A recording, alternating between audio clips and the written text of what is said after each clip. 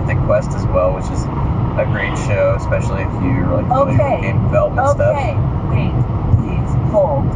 You think Mythic Quest is good? I do.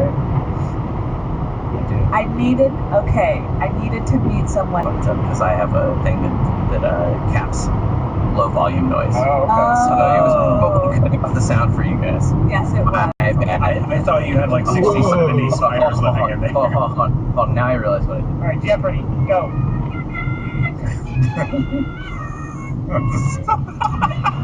Okay, that actually does sound like...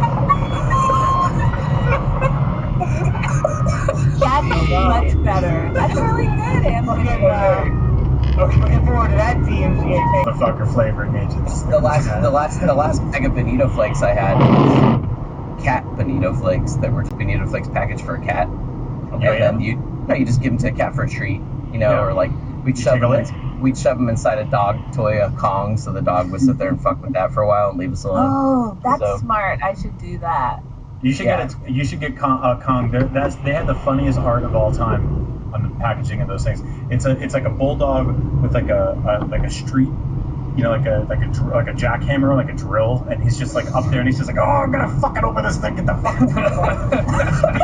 It's so good. That's not the Kong art, is it? No, it is. The big ones that look like butt plugs. Those are the ones that. I know what a Kong is.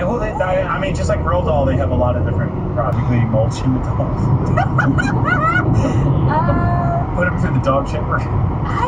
I don't feel like I hate people that passionately enough to wanna say dog food to some people.